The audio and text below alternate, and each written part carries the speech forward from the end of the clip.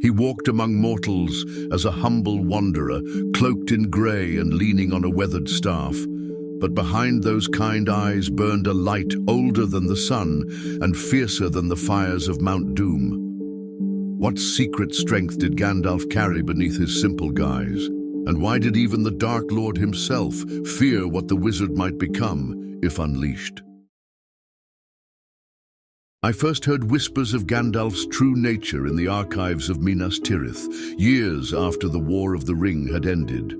I was a young scholar then, poring over ancient texts that few had touched since Isildur's time. Most spoke of battles long forgotten, of kingdoms risen and fallen, but one scroll, its edges crumbling with age, spoke of something else entirely.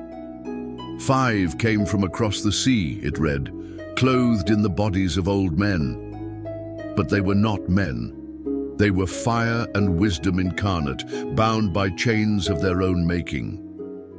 The scroll told of the Istari, the wizards, sent by the Valar to counter Sauron's growing influence in Middle-earth. But unlike the tales told to children, this account spoke of their nature in words that chilled my blood. Greatest among them was Kurumo, called Saruman in the north. Second was Olorin, the grey pilgrim, keeper of the flame imperishable, servant of the secret fire. I had heard Gandalf called many names, Mithrandir, Greyhame, Stormcrow, Incanus, but never this, Olorin, keeper of the flame imperishable. The significance of these words would not become clear to me until years later. The mystery deepened when I travelled north to what remained of Rivendell. The last homely house east of the sea stood empty now, most of its inhabitants having sailed west. Yet its library remained, preserved by enchantments that even time hesitated to challenge. It was there I found the accounts of Elrond Half-Elven, written in his own hand. He arrived at my door one autumn evening, Elrond wrote, rain-soaked and weary as he often appeared. Yet that night, as lightning split the sky, I glimpsed something beneath the weather-worn facade, a light that no mortal frame should contain, bright as the stars before the sun and moon were made. Elrond, who had lived since the First Age, who had stood beside Gil-galad against Sauron himself, had been afraid, not of Gandalf, but of what dwelled within him. We spoke long into the night, the account continued, of the growing shadows, of the forest paths that grew darker with each passing year. And then, perhaps thinking me asleep, he stood by the window and whispered words in a tongue even I barely remembered, the high language of Valinor. As he spoke, the storm outside calmed, as if the very heavens heeded his command. This was not the wandering wizard of fireworks and smoke rings that Hobbit children knew. This was something far older, far more powerful. The pieces began to fall into place when I uncovered a fragment of conversation recorded by Frodo Baggins in the Red Book of Westmarch. He described Gandalf's confrontation with the Balrog on the bridge of Khazad-dûm. "I am a servant of the secret fire, wielder of the flame of Anor. You cannot pass. The dark fire will not avail you, flame of Udun." Most readers passed over these words, seeing them as merely an impressive declaration. They did not understand their true significance. I did not understand until I found an ancient Quenya text that spoke of the creation of Arda itself.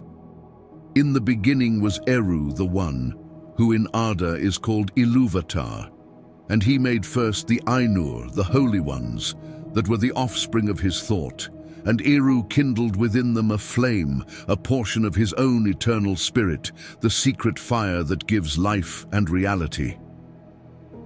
The secret fire, the flame imperishable, was no mere metaphor. It was the creative power of Ilúvatar himself, the divine spark that brought the universe into being, and Gandalf had called himself its servant, its wielder. I trembled as the implication became clear. Gandalf was not simply a wizard with magical abilities. He was a Maia, an angelic spirit clothed in mortal form, who carried within him a connection to the very creative force of the universe. My search led me to a dying elf in Ithilien, one of the last of his kind to remain in Middle-earth. Artheon had been present at the White Council when Saruman was named its head. "I served wine at that gathering," he told me, his voice thin with age. "They thought me just a servant, but I heard their words. The Lady Galadriel wished for Mithrandir to lead the council, but he refused." "Why?" I asked. Artheon's eyes grew distant. "Kurumo, Saruman, spoke of power, of strength enough to drive back the shadow. But Mithrandir," he grew still, and for a moment, the air around him seemed to shimmer with heat. He said, "If we seek to fight the enemy with his own weapons, we will become what we behold. The fire I serve is not for domination." And then he looked at each of them in turn, and even the Lady of the Golden Wood lowered her gaze. This was the crux of it, the darkest secret that was hidden in plain sight. Gandalf, alone among the Astari, understood the true nature of power. He knew that he carried within him a force that could have challenged Sauron directly, that could have reshaped mountains and commanded armies with a word, and he chose not to use it. Only twice in all the long years of his mission did Gandalf come close to revealing his true nature. The first was at Khazad-dûm, where he faced an equal, another Maia, though one corrupted by darkness. "The Balrog of Morgoth," whispered an aged dwarf I met in Erebor, whose grandfather had been there. "A demon of the ancient world," they called it. But Tharkun, Gandalf, knew it for what it was, knew it by name. When Gandalf declared himself on that narrow bridge, he was not merely posturing, he was speaking to one who would understand exactly what he was and what he could do. The second time came after his return from death, when he cast down Saruman at Orthanc. The account from Gimli, son of Gloin, describes it thus: "His white robes seemed to shine with an inner light, and when he raised his staff, Saruman's broke with a crack like thunder." "Your staff is broken," said Gandalf, and it was not the voice of the friend who had traveled with us, but something older, something that made the very stones of Orthanc tremble. For just a moment, the disguise had slipped. The kindly old man had given way to Olorin, the Maia of Manwë and Varda, wielder of the secret fire. Imagine it, Gandalf standing before the Black Gate, not as an old man leading a hopeless diversion, but as a revealed Maia in his full glory. Imagine the skies darkening with his power, lightning answering his call, the very earth trembling at his word. Imagine Sauron, sensing an equal challenger at last, turning his full attention to this new threat. Yet, in some ways, a Dark Lord Gandalf would have been even worse than Sauron. Unlike Sauron, who could not comprehend a world beyond domination, Gandalf understood the minds of the free peoples. He had walked among them, shared their joys and sorrows, learned their weaknesses and fears.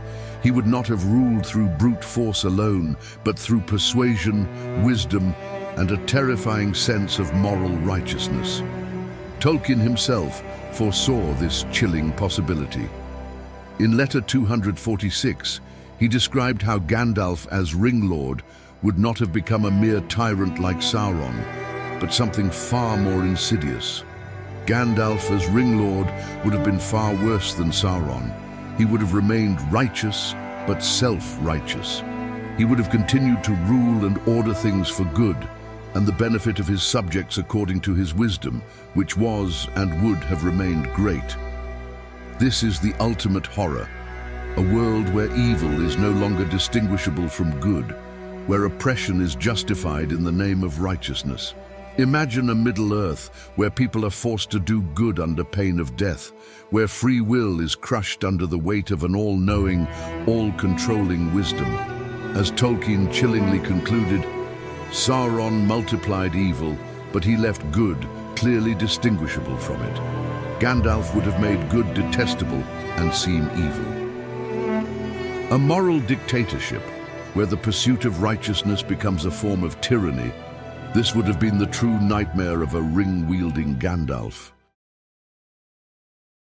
There is a passage in the private journals of Peregrine Took, written in his old age, that perhaps explains it best. I asked him once, after it was all over, why he hadn't done more, used more magic, like in the old stories. He looked at me with those eyes that seemed to see right through you and said, "My dear Pippin, that was never why I was sent. The greatest victory is not to crush your enemy with power, but to ensure he is defeated without destroying what you sought to save." This was Gandalf's darkest secret, hidden in plain sight throughout his long years in Middle-earth. He possessed the power to challenge Sauron directly, to reshape the world through force of will, and he deliberately chose not to use it. Not because he was afraid, not because he was weak, but because he understood what Saruman, in all his wisdom, had forgotten, that power wielded for its own sake corrupts, and that some victories come at too high a cost. When the White Ship sailed from the Grey Havens, carrying the ring-bearers to Valinor, Gandalf went with them. His task was complete. His long stewardship of Middle-earth ended at last. And what happened then, the accounts do not say. But I like to imagine that as the shores of Middle-earth receded behind them, something changed. The stooped shoulders straightened, the lined face smoothed. The grey beard and hair became a radiance of light, and Olorin, no longer bound by the limitations he had accepted for so long, stood revealed in his true form, not as the wielder of tremendous power, but as one who had understood the deeper wisdom, that the greatest strength lies not in what you can do, but in what you choose not to do. This was Gandalf's darkest secret, and his greatest legacy. Not that he possessed the power to change the world through force, but that he changed it instead through wisdom, courage, and faith in the smallest of beings. And perhaps that is why, even now, centuries later, we remember not his power, but his words. All we have to decide is what to do with the time that is given us. In the end, it was not the secret fire that saved Middle-earth. It was the small fires of courage kindled in the hearts of hobbits, of men, of elves and dwarves, fires that Gandalf, in his wisdom, had nurtured rather than overshadowed. And that, perhaps, was the greatest magic of all. Thanks for watching. If you enjoyed this type of content, don't forget to like and share your thoughts in the comments. See you in the next one.